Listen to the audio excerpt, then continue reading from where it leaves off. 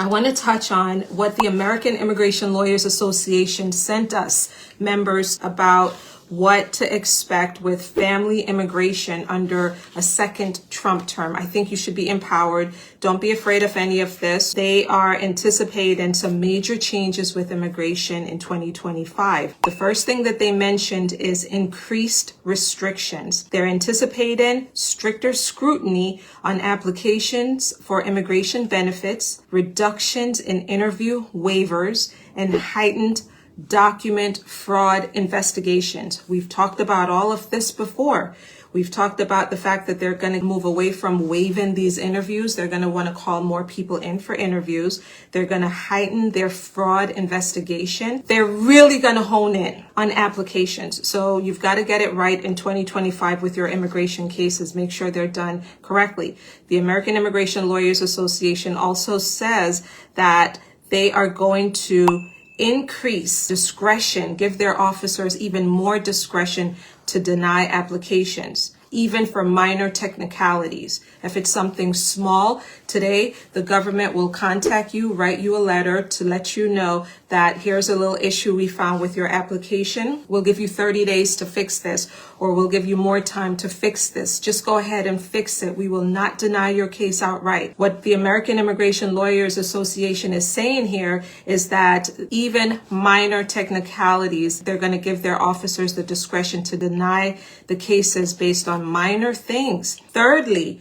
they say here processing delays, longer wait times for adjudications, more in-depth reviews, additional interviews, and possible denials without RFEs or notice of intent to deny, the NOIDs. Number 4, the American Immigration Lawyers Association says that they're going to do some policy rollbacks. Changes in policies supporting applicants, such as Child Status Protection Act, BIA case precedents, and provisional waivers. They're going to go back to the way that things were years ago with regard to these types of waivers and policies, how they view the Child Status Protection Act. For those of you who are impacted by long waits, you age out of the process, and some really important BIA Board of Immigration Appeals case precedents that are helping so many people today. They're expecting the Trump administration to roll those back. Then they say revival of prior policy memos.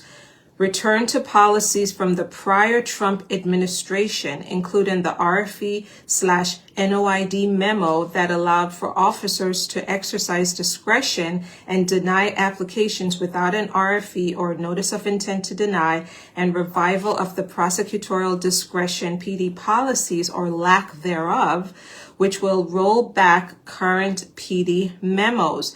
This may also affect an immigration judge's ability to administratively close or terminate removal proceedings for purposes of the I-601A. This is a lot in this one paragraph.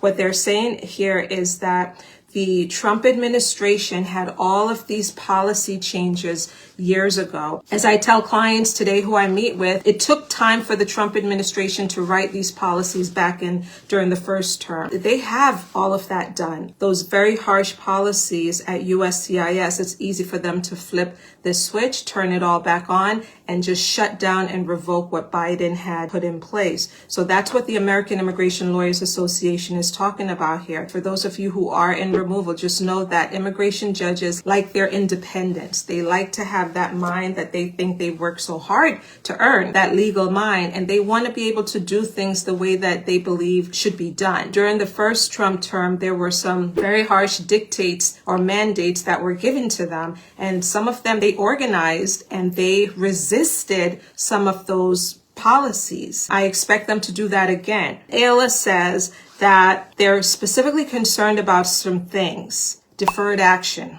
DACA renewals, U visa applicants, and special immigrant juvenile status SIJ cases to protect clients before policy changes. So they want us lawyers to take these proactive steps to advise clients who have DACA, U visa, and SIJ to really find ways to protect themselves, because these particular humanitarian options here might be under attack by Trump, but we've already talked about the U visa process that Congress has to weigh in on that. Ayla says public charge rules. Likely re-emergence of stricter public charge standards requiring thorough preparation of affidavits of support and sponsor documentation. Ayla is expecting that the old harsh public charge rules that Trump was really trying to put in place will re-emerge. That's their word here. Consular process and risk. Increased scrutiny at consulates, particularly in cases involving provisional waivers, the 601, the 601A waiver, with the potential for revocation of benefits due to additional inadmissibility findings. So they're predicting that for those who have to leave the U.S. to go overseas for an embassy interview, that you're going to face more scrutiny at the U.S. Embassy. This is their key takeaways, and then they have some tips for us immigration lawyers on how to handle all of this, and some tools, including self-care. They want us to take care of ourselves because it's going to be a lot over the next 4 years. That's on their list there, self-care. Things are about to get really serious with immigration, but we're all gearing up. You're getting educated, you're informed, you're getting legal services. Many of you have been coming in to see us. It's a pleasure, and you should continue to do what you've got to do to protect your future in the United States if you're interested in doing that.